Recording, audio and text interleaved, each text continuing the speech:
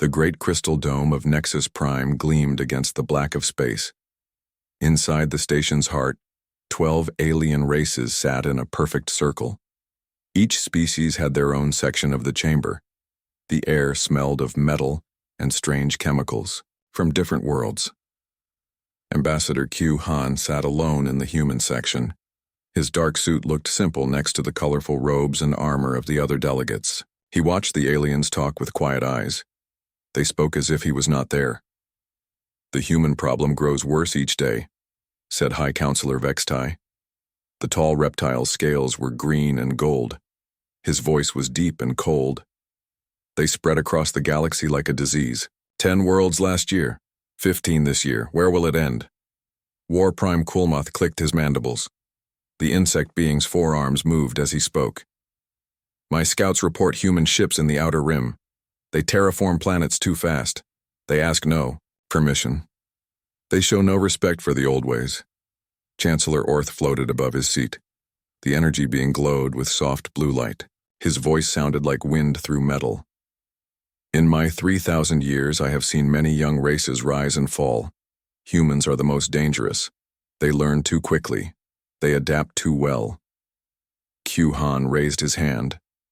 "May I speak?" Vextai's yellow eyes looked down at him. "You may speak, human. Tell us why your people cannot follow simple rules." Q Han stood up slowly. He kept his voice calm and steady. "We follow all galactic laws. We only settle empty worlds. We harm no other species. We trade fairly with all who wish to trade." "Empty worlds?" Kulmoth's laugh sounded like breaking glass. "You take the best planets. You leave us the scraps." "The planets we settle have no intelligent life," Q Han said. "We check carefully before we begin any colony." Vextai slammed his clawed hand on his desk. "You miss the point, little human. The galaxy has an order. We have kept peace for 2,000 years. Your kind upsets this balance." Around the circle, other aliens nodded. The bird-like Kithrans ruffled their silver feathers. The rock-skinned Mordans growled in agreement. The fish-like Aquarians bubbled in their water tanks. "What, balance?" Q Han asked. "We trade with everyone, we fight with no one. We share our medical knowledge freely. How do we upset anything?" Chancellor Orth's glow grew brighter. "You grow too strong, too fast. In 50 years, you have gone from 1 world to 30. In another 50 years, you may challenge us." "We challenge no one," Q Han said. "We seek only to live in peace and grow as a people." "Peace." War Prime Kulmoth stood up. His wings buzzed with anger. "You build ships that can destroy moons. You have weapons that can crack planets. You call this peaceful?" "We build these things to defend ourselves," Q Han replied. "Every species in this room has such weapons. Why are ours different?" Vextai's forked tongue flicked out. "Because you are young and foolish. Young races make mistakes. Young races start wars. We cannot allow this." The room fell silent. Q Han looked around the circle. He saw fear in their eyes. Not fear of human weapons or ships. Fear of human success. Fear that humans might be better than them. "What do you propose?" Q Han asked. Vextai smiled, showing rows of sharp teeth. "Simple. You will stop expanding. You will destroy half your military ships. You will allow us to watch your remaining worlds. And if we refuse, then we will teach you manners," Kulmoth said. His forearms crossed over his chest. "The hard way." Chancellor Orth's voice was soft but cold. "We have decided to make an example. 3 of your outer colonies will be removed. New Sol, Terra Nova, Haven's Rest. This will show your people that we are serious." Q Han's face went pale.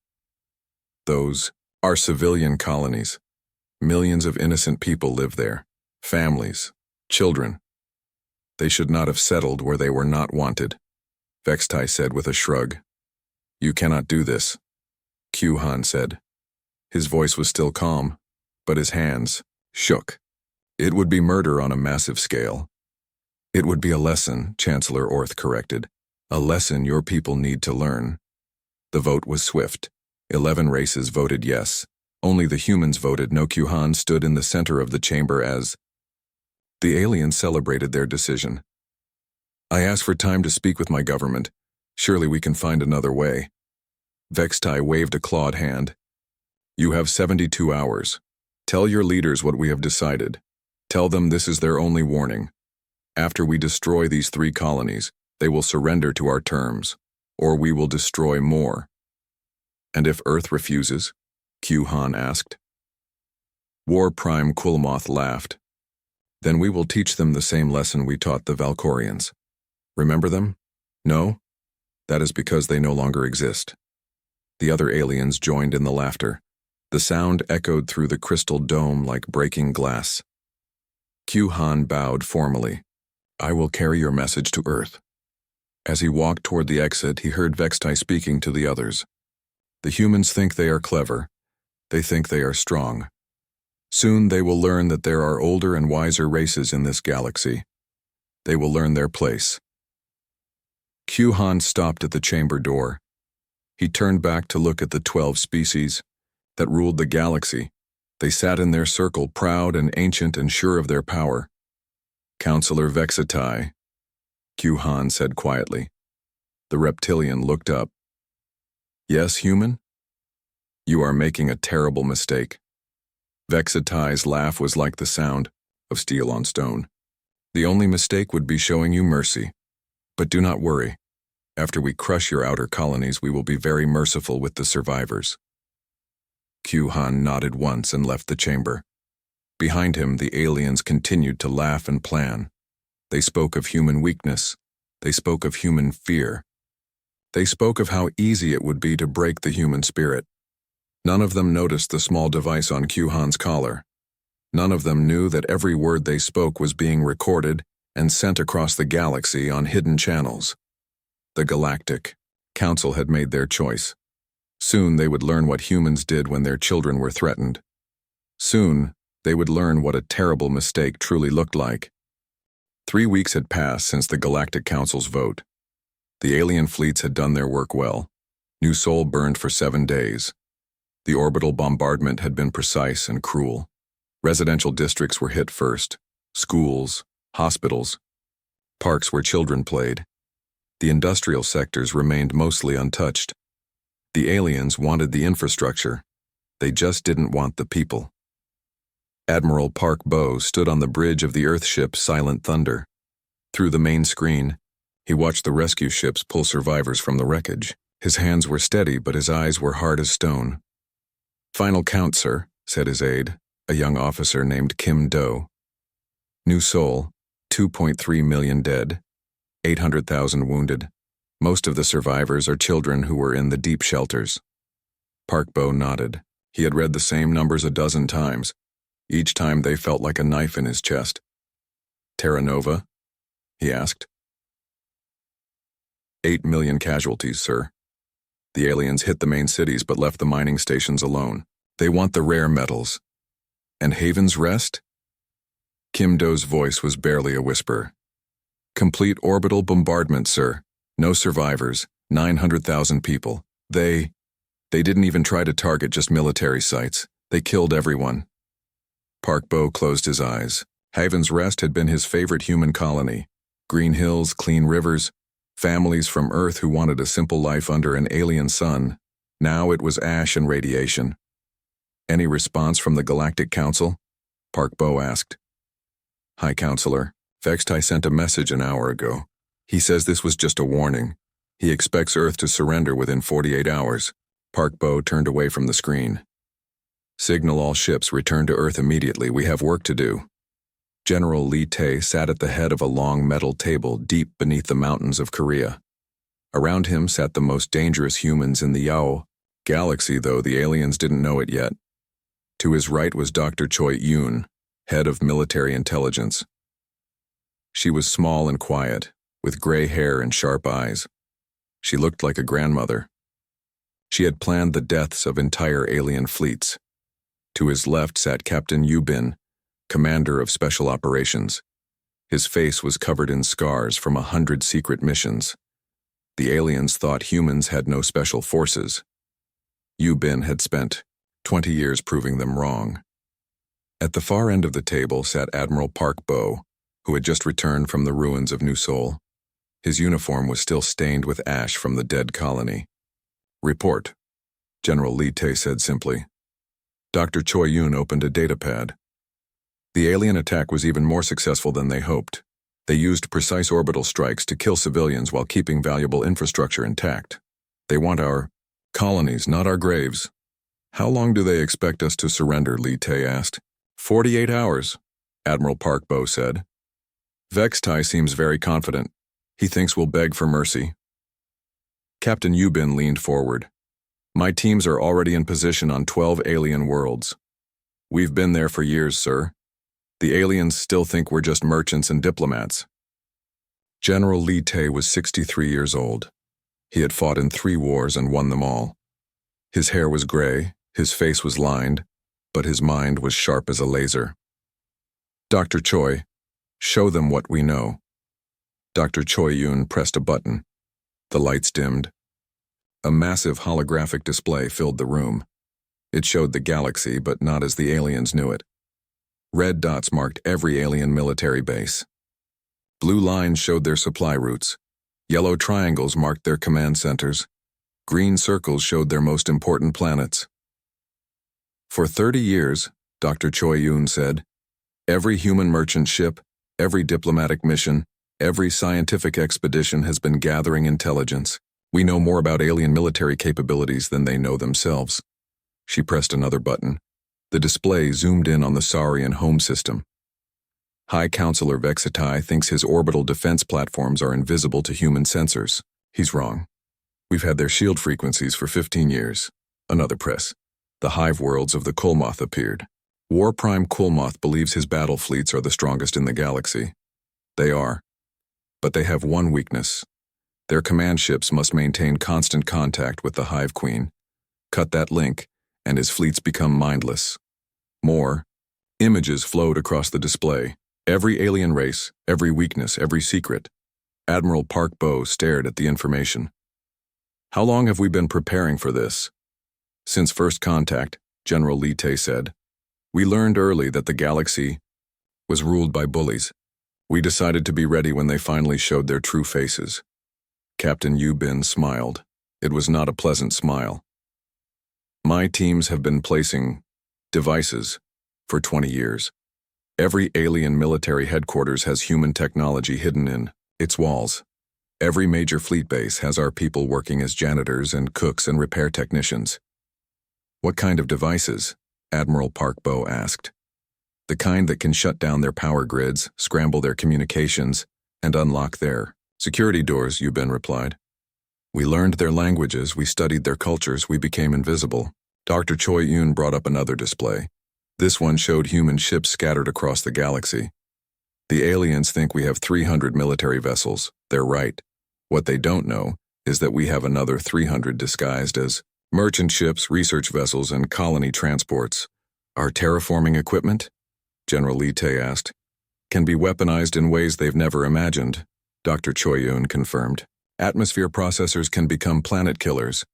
Weather control systems can create storms that last for years.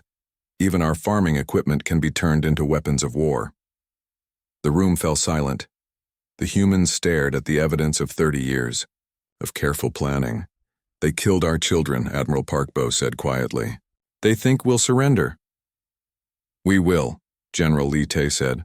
"Or rather, we'll make them think we will." He stood up and walked to the display.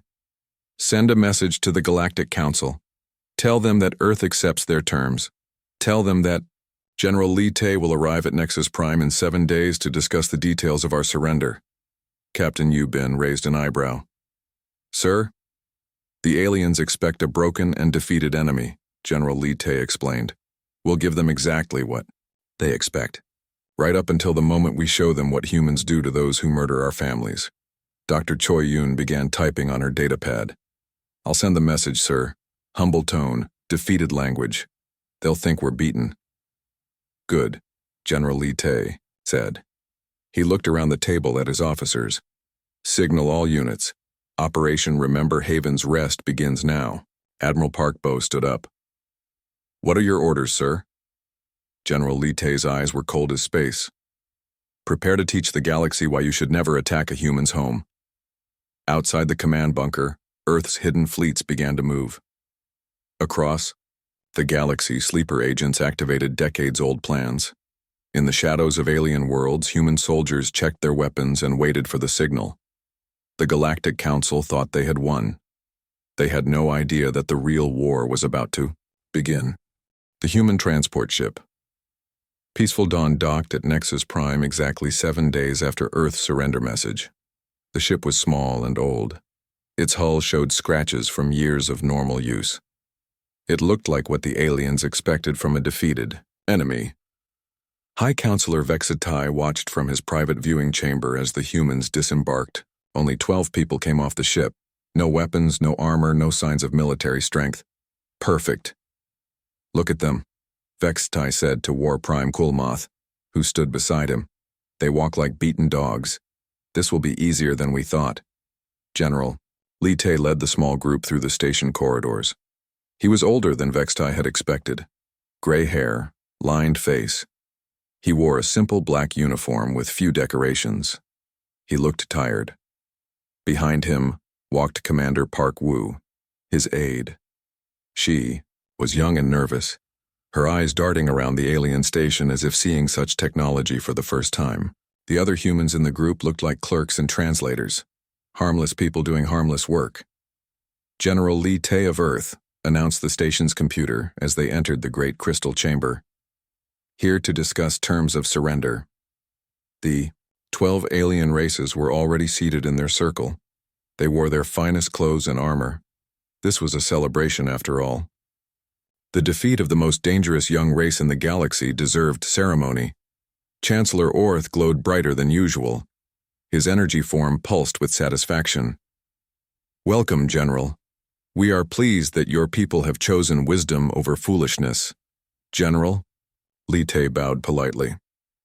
Thank you for agreeing to meet with us, Chancellor. We appreciate your time. Ambassador Q Han still sat in the human section.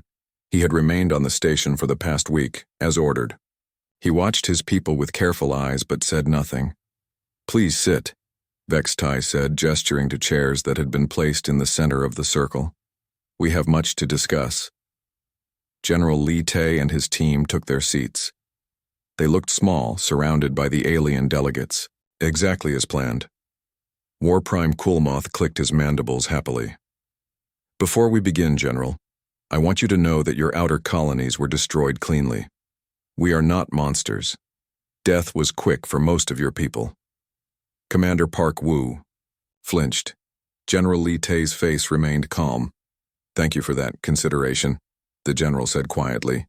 Vexatai stood up, holding a data pad. Now, let us discuss the terms of your surrender. First, all human military vessels will be surrendered to Galactic Council forces. Second, all human colonies beyond the Sol system will be evacuated. Third, Earth will accept a permanent Council garrison to ensure compliance. He paused, enjoying the moment. Fourth, all human terraforming technology will be shared with the Council. Fifth, Earth will pay reparations for the trouble your expansion has caused. And finally, humanity will never again leave the Sol system without our permission. The alien delegates murmured approval. These terms would ensure that humans remained weak forever. General Li Tei listened carefully. He asked a few questions about specific details. How many ships would they need to surrender? How long would the evacuation take? Where would the Council garrison be stationed? His questions were practical and sensible. The aliens were impressed by his cooperation. You accept these terms?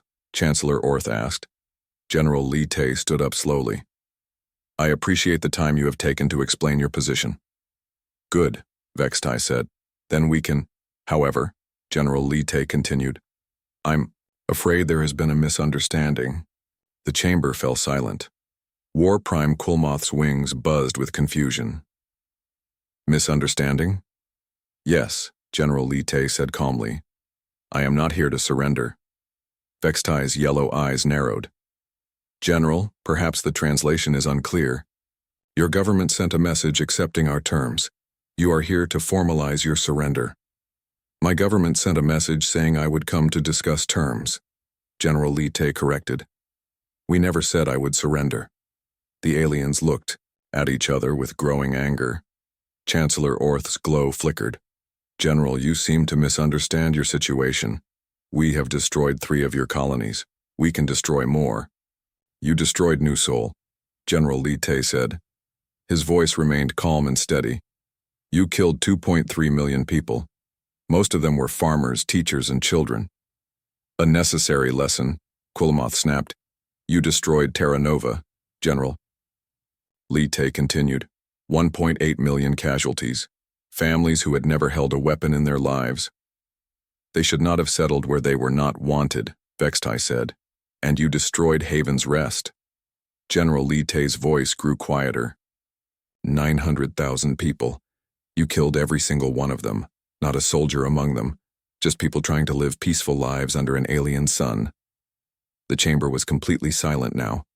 Even the translator systems seemed to have stopped working. Dao. You have a point, General? Chancellor Orth asked coldly. General Li Te looked around the circle of alien faces. These beings who ruled the galaxy. These ancient races who thought themselves wise and powerful. You attacked our home, he said simply. War Prime Quilmoth laughed. Your home is Earth, human. We have not touched Earth. No, General Li Te said. You misunderstand what home means to humans. Home is not just where we are born. Home is where we choose to build our lives, where we raise our children, where we plant our crops and dream our dreams. He took a step forward. New Sol was home to 3.2 million humans. Terra Nova was home to 2.4 million. Haven's Rest was home to 900,000. Vextai waved a dismissive claw. They were just colonies, General. Outposts, not real worlds. They were our homes, General Li Te said. The temperature in the chamber seemed to drop. And you attacked our homes. You killed our families, you murdered our children. What is your point? Chancellor Orth demanded. Do you think we care about your losses? Do you think your grief will change anything? General Li Te smiled for the first time since entering the chamber. It was not a pleasant smile. My point, Chancellor, is that you seem to think you know humans. You think you understand what we are capable of. You think you know how we will react when our families are threatened. He looked directly at Vextai. But you know nothing about us at all. Commander Park Wu quietly activated a small device on her wrist. Around the chamber, hidden systems began to power up. You see, General Li Te continued, humans have a saying, you can take our money, you can take our ships, you can take our worlds, but when you attack our home. The lights in the chamber began to flicker. Display screens around the room started showing strange images. When you attack our home, General Li Te said, his voice carrying clearly through the crystal dome. That's when you learn what humans really are. War Prime Quilmoth was looking at his communication device with confusion. I'm getting reports from the hive worlds. Our defense platforms they're going offline. Chancellor Orth's glow was flickering like a broken light. This is impossible. What are you doing? General Li Te's smile grew wider. What am I doing? I'm not doing anything, Chancellor. I'm just standing here, talking to you about the mistake you made. He paused, letting the words sink in. The mistake of attacking our home. The screens around the council chamber came alive with images from across the galaxy. 12 different star systems, 12 alien homeworlds, all showing the same impossible sight. Human ships, thousands of them. High Counselor Vextai stared at the display showing his own home system. Sleek human vessels surrounded every orbital platform. His mighty defense fleet sat dark and powerless in space. This is impossible, he whispered. Where did they come from? General Li Te walked slowly to the center of the chamber. From everywhere, Counselor. We've been your neighbors for 30 years. We've been your merchants, your diplomats, your cleaning staff. We've been right beside you all along. On another screen, War Prime Quilmoth watched his precious hive worlds. Human ships floated around each planet like silver fish around coral reefs. His battle fleets drifted helplessly, their connection to the Hive Queens severed. How? Kulmoth's forearms shook with rage. How did you get past our defenses? Commander, Park Wu stepped forward. We didn't get past them, War Prime. We've been inside them for 20 years. Every time you hired human technicians to fix your computers, every time you bought human goods, every time you allowed our diplomats to visit your worlds. She smiled. We learned your languages. We studied your technology. We became part of your daily life.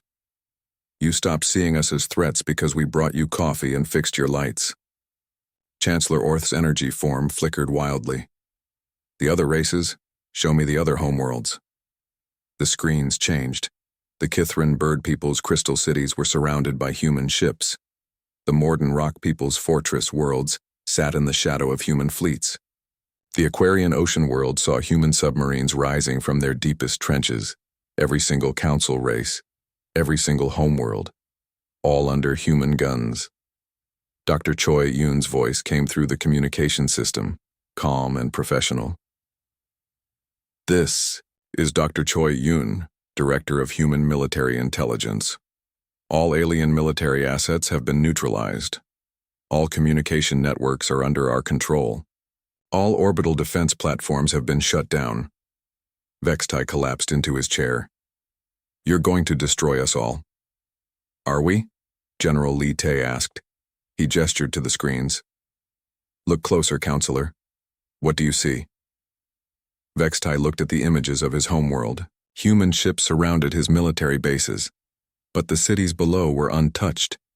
The civilian population continued their daily lives, unaware that their world had just been conquered. You're not attacking our people, Vextai said slowly. No, General Li Tae confirmed. We're not. Dr. Choi, please give the full report. Dr. Choi Yoon's voice filled the chamber. All alien military command centers have been neutralized. All warship fleets have been disabled. All weapons platforms have been powered down. 0 civilian casualties. Repeat. 0 civilian casualties. The aliens looked at each other in confusion and growing fear. You had the power to destroy our worlds, Chancellor Orth said. Why didn't you? General Li Tae's eyes were hard as diamonds. Because we are not like you. He walked to Vextai's section of the circle. You had the power to destroy only our military bases. Instead, you chose to murder civilians. You killed farmers and teachers and children, because you thought it would break our spirit. He moved to Kulmoth's area. We have the power to destroy your civilian populations. We choose not to. We targeted only your military because we understand, something you don't. What? Kulmoth asked weakly. Innocent people should not die for their leaders' mistakes. The chamber fell silent except for the humming of alien life support systems. General Li Tae continued his slow walk around the circle. For 30 years, we prepared for this day. We knew that eventually the galaxy's bullies would show their true nature. We knew you would try to crush us because you feared our success. But we had a choice to make, he said. When that day came, what kind of people would we be? Would we become monsters like you, or would we remain human? Captain, Yubin's voice joined the communication feed. Captain Yubin reporting. Special operations teams are in position on all 12 council worlds. We have access to every military facility, every government building, every communication center, awaiting orders. You see, General Li Tae said, my people could have spent the last 20 years planning your extinction. We could have planted bombs in your cities. We could have poisoned your water supplies. We could have turned your own weapons against your civilians. He stopped in front of the main display.